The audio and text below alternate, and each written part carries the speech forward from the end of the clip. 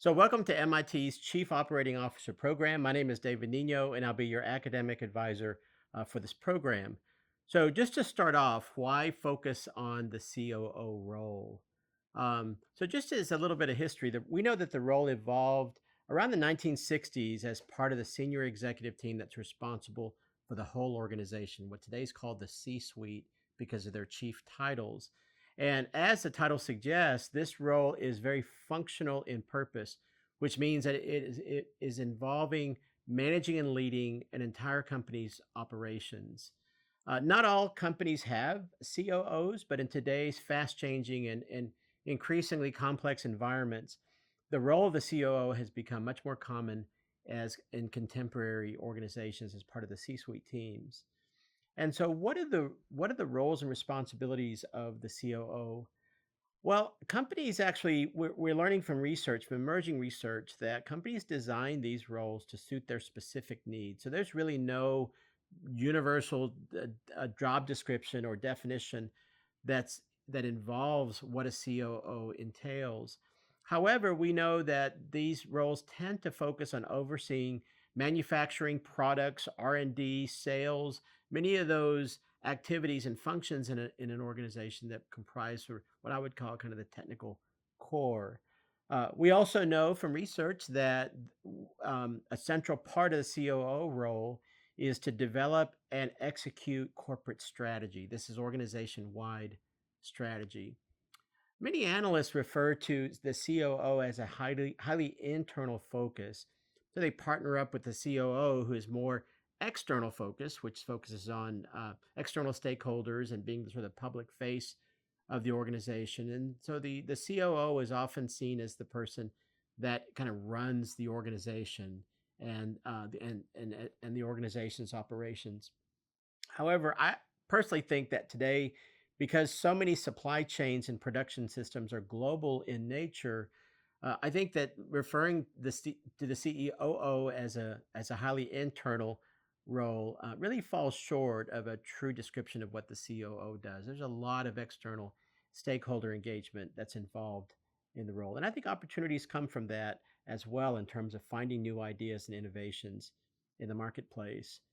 There's a book published recently by Nathan Bennett and Stephen Miles, and the book is called Riding Shotgun. And as the title suggests, this is a the emphasis of the book is really on what's the role of the chief operating officer as it relates to the CEO, which is the chief executive officer. There's five relevant sort of perspectives here, or I would call them capabilities that is central to being an effective COO. And the first is obviously focused on complex operations. And so here, the core capability, I think, is on how to execute and deliver the strategic results that are needed by the organization and its stakeholders. The second, I think, is if you look at the strategic imperatives that are coming out of a company adapting new innovations and responding to competitive moves in the marketplace, there's this focus on change agentry and the capability of the COO in implementing innovation and change. A third capability I think we see from research on the COO role involves the COO essentially coaching and mentoring a CEO of a young organization that's growing quickly and scaling quickly. So the idea here is that as the complexity of the organization rises, you need somebody with much more experience sort of helping an organization grow to its next level. And this is an important function of the COO, again, in some organizations. A fourth role that we see from research is how the chief operating officer complements some of the strengths of the CEO. Like, for example, if you have an engineering company and a CEO that sort of comes up through the ranks of marketing or even finance, the COO might have strong capability in engineering. And this is a way that both of these members of the senior executive team can complement one another. And so the capability here is how do you become a trusted partner with the CEO?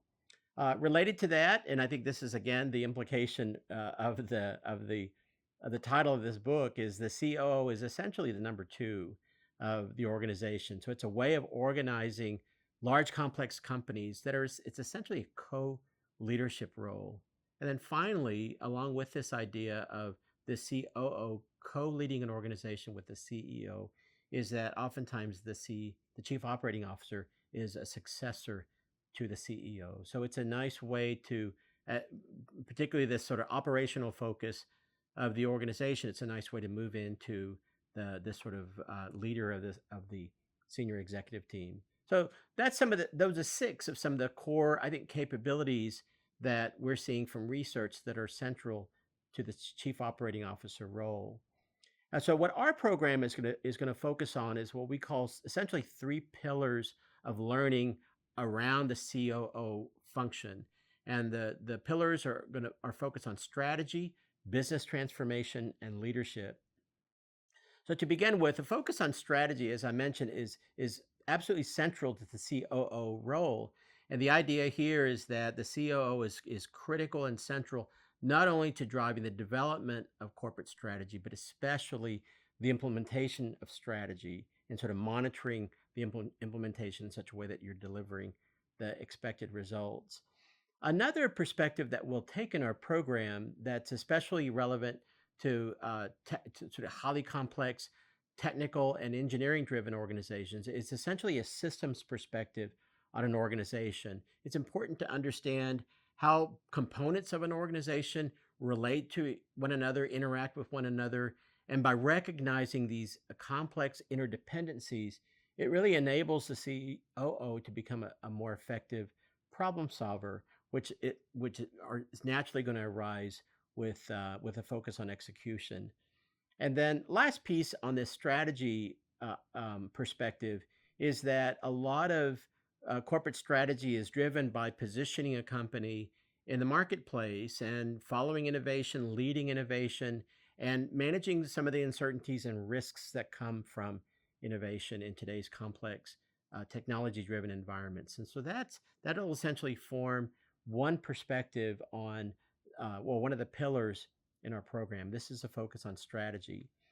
The second major focus is on business transformation. And again, this is one of the defining attributes of today's environment where new technologies are constantly transforming entire industries and certainly having an impact on many organizations. And so we'll explore some of the major technologies that are driving these changes in the marketplace, including digital transformation. Other technologies we'll explore include extended reality, robotics, and the Internet of Things, and several others that are, again, in some cases disruptive, but in most cases transformational to the way business is done and the kind of the new business models that are emerging across different industries today. And I think this focus on business transformation provides a really nice complement to the strategy piece because this is a way that organizations can adapt to new environments and change in ways that enable them to thrive in these complex environments. And finally, the third pillar is focusing on leadership. And here I think the program will delve deeply into what I call the human side of the COO role. And this involves how do you mobilize and energize people and the resources that are needed to achieve breakthrough performance. Since the COO is a critical part of the senior executive team, part of this program on leadership, part of the pillar on leadership will focus on gaining a deeper understanding of what's the latest research on how to design and lead effective teams, particularly strategic teams. We'll also explore the powerful role that cultures play in implementing changes and how to effectively navigate the conflict and power dynamics that naturally emerges from trying to change an organization and its culture. I think the combination of the learning that you'll take away from these three pillars in our program will prepare you not only to lead effectively in a role of the COO or any other role related to operations, but very importantly, it'll begin to prepare you for the next level beyond the COO, which is becoming the chief executive officer of an organization.